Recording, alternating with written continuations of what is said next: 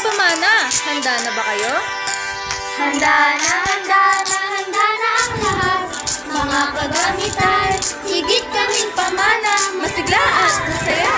sabik sa mga kwentong galing sa Biblia. Ang pulot ay biyaya, may aral na dala, mabubuting pamana. Handang-handa na, Pamana TV na! Kapayapaan mga batang pamana, isang mapagpalang araw sa inyo mga bata. Kumusta kayo? Sana ay masaya at nasa mabuti kayong kalagayan. Ako nga pala si Teacher Tila at ako ang makakasama ninyo upang kayo ay makapakinig ng kwento mula sa Biblia. Maaari bang pakihanda ang mga sumusunod? Lapis o ballpen, papel o notebook at coloring materials. Mamaya ay gagamitin natin ito sa ating activity. Tara na at magpasimula na tayo. Tayo ay mananalangin muna sa ating Panginoong Diyos. Ating ipikit ang ating mga mata at makinig ng mabuti. Aba, Ama naming Hari, Diyos na banal, dakila at makapangyarihan sa lahat. Panginoon, pinupuri at sinasamba ka namin. Maraming salamat po sa panibagong buhay at kalakasan na bigay niyo po sa amin. Humihingi po kami ng kapatawaran sa mga nagawa naming mga kamalian. Nawa po ay maihanda namin ang aming sarili at maging karapat-dapat po kami sa pagsamba namin sa iyo.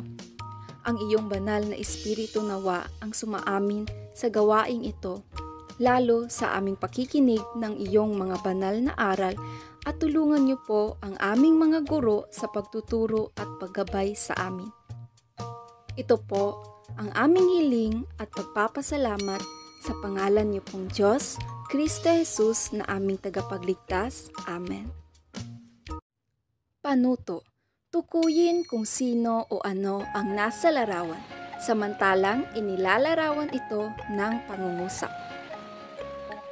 Siya ay tinawag ng Diyos na Ama ng maraming bansa. Ito ay pagsasabi ng sumpa o kasunduan. Siya ang asawa ni Abraham at nanay ni Isaac. Ayan mga bata, nakuha niyo ba ang mga tamang sagot? Magaling! Tara na at atin ang alamin ang kwento at mahalagang aral na ating mapapakinggan sa araw na ito. Ang pamagat ng ating kwento ay ang pangako ng Diyos kay Abraham, na mababasa natin sa Genesis chapter 15 verse 1 to 6, chapter 17 verse 1 to 19, at chapter 21 verse 1 to 3. Isang araw, si Abram ay nagkaroon ng isang pangitain. Sinabi sa kanya ng Panginoon, "Abram, huwag kang matakot. Ako ang iyong kalasag na mag-iingat sa iyo. Bibigyan kita ng napakalaking gantimpala." Ngunit sinabi ni Abram, "Panginoon, ano pang kabuluhan ng gantimpala mo sa akin kung wala naman akong anak? Wala akong tagapagmana kundi si Eliezer na taga Damasco. Hindi mo ako pinagkalooban ng anak, kaya ang alipin kong ito ang magmamana ng aking ari-arian." Subalit sinabi ng Panginoon, "Hindi isang alipin ang iyong magiging tagapagmana. Ang sarili mong anak ang magiging tagapagmana." Dinala siya ng Panginoon sa labas at sinabi sa kanya, "Tumingin ka sa langit at masdan mo ang mga bituin. Mabibilang mo ba iyan? Ganyan karami ang magiging lahi mo." Si Abram ay sumampalataya sa Panginoon at dahil dito, siya'y itinuring ng Panginoon bilang isang taong matuwid. Nang 99 na taon na si Abram, nagpakita uli sa kanya ang Panginoon at sinabi, "Ako ang makapangyarihang Diyos. Sumunod ka sa akin at ingatan mong walang dungis ang iyong sarili habang ikaw ay nabubuhay. Ako'y makikipagtipan sa iyo at lubhang pararamihin ko ang iyong lahi." Sinabi pa sa kanya ng Diyos, Ito ang aking tipan sa iyo. Ikaw ay magiging ama ng maraming bansa. Hindi na Abram ang itatawag sa iyo, kundi Abraham, sapagkat ngayon ginagawa kitang ama ng maraming bansa. Pararamihin ko nga ang iyong lahi at magtatatag sila ng mga bansa, at may magiging hari sa kanila. Tutuparin ko ang aking pangako sa iyo at sa iyong lahi habang panahon, at ako'y magiging Diyos ninyo. Ibibigay ko sa iyo at sa iyong magiging lahi ang lupaing ito ng Kanaan, na iyong tinitirhan ngayon bilang isang dayuhan.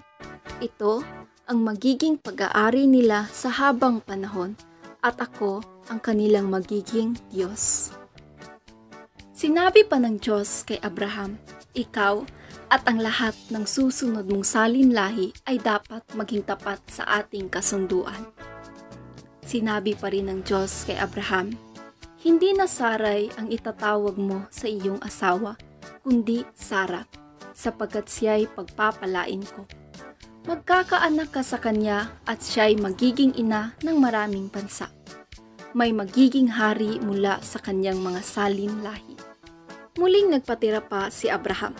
Ngunit napatawa siya ng kanyang maisip na siya'y matanda na. Nasabi niya sa sarili, magkakaanak pa ba ang isang lalaki na 100 taong gulang na? At si Sara, maglilihi pa ba siya gayong siya'y 70 taon na? At sinabi niya sa Diyos, bakit hindi na lang po si Ismael ang magmana ng mga pinangako ninyo sa akin? Kaya't sumagot ang Diyos, hindi. Ang asawa mong si Sara ay magkakaanak ng isang lalaki at tatawagin mo siyang Isaac. Makikipagtipan ako sa kanya at sa kanyang lahi magpakailanman. Pinagpala ng Diyos si Sara at tinupad ang kanyang pangako. Ayon sa panahong sinabi ng Diyos, si Sara nga ay nagdalang tao at nanganak ng isang lalaki. Kahit matanda na noon si Abraham, Isaac ang ipinangalan ni Abraham sa kanyang anak. At dito nagtatapos ang ating kwento mga bata. Tiyak ako na may matututunan tayo. Ano-ano ba ang mga aral na dapat nating matutunan? Tapat ang Diyos sa kanyang pangako. Nakita natin sa kwento na ang Diyos ay naging totoo sa kanyang sinabing pangako kay Abraham at Sara, na sila ay magkakaroon ng isang anak at pagpapalain. Mga bata, maging totoo at tapat din sana tayo sa ating mga sinasabi. Kapag tayo ay nangako, lalo na kung ito ay mabuti at para sa Diyos. Halimbawa, nangako tayo na hindi nagagawa ng mali. Tuparin natin iyon. O kaya naman, nangako tayo na palaging sasamba sa pagkakatipong pamana. Dapat ay sundin at igalang iyon. Huwag magsisinungaling. Mga batang pamana, dapat kung ano ang lumalabas sa ating bibig ay puro mabuti lamang. Masama ang pagsasabi ng hindi totoo o pagsisinungaling. Hindi rin mabuti sa isang batang pamana ang nagmumura o nagsasabi ng panlalait sa kapwa. Maging tulad ni Abraham na sa Diyos lamang umaasa. Si Abraham at Sara ay umasa sa Diyos sa kabila ng kanilang kalagayan na hindi magkaanak. Dahil sa kanilang paniniwala at pag-asa sa Panginoon, sila ay pinagkalooban ng isang anak. Mga batang pamana, anuman ang gagawin o kalagayan, lagi tayong magtiwala at umasa sa Diyos. Panuto. Kumuha ng papel, ballpen o lapis. Gumawa ng isang promise letter o mga gusto mong ipangako sa iyong sarili sa tulong ng Diyos. Maaaring sundan ang nasa screen o kaya ay isulat sa iyong kwaderno.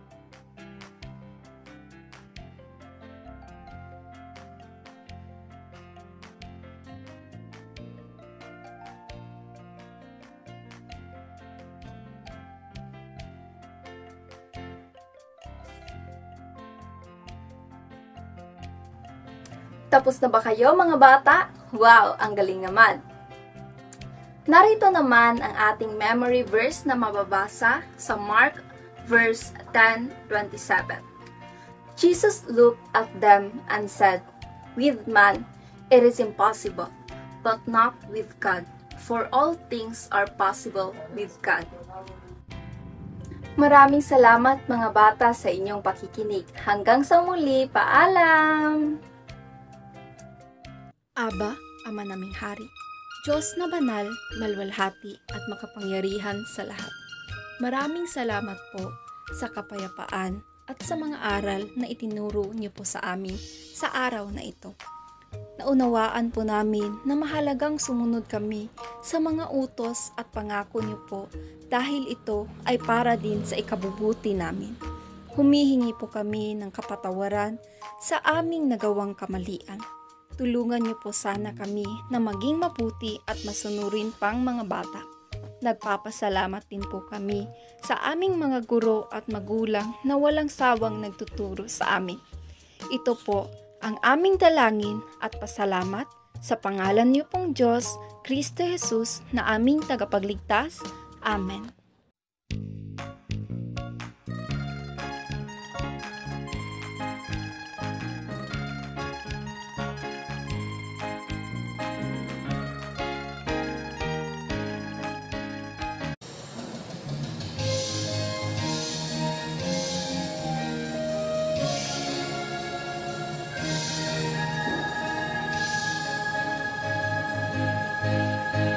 Sa mga kwento mo'y ginising ang puso ko nahihimbing.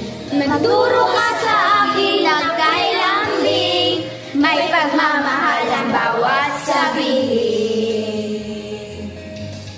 Pansamantala'y mispa muna o puro ko sinisinta, maging sa kapwa ko pamana, paalam na pansamantala. Mispa na muna, aking kamag-aral na minamahal. Mispa na muna, sa guro ko nagpapagal.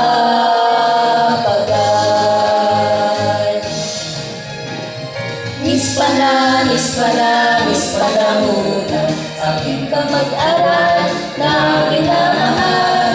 Mispa na muna, sa guro ko nagpapagal.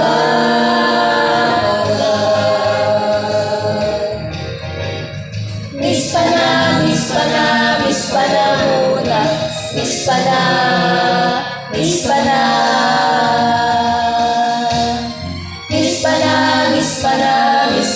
muna, mispa na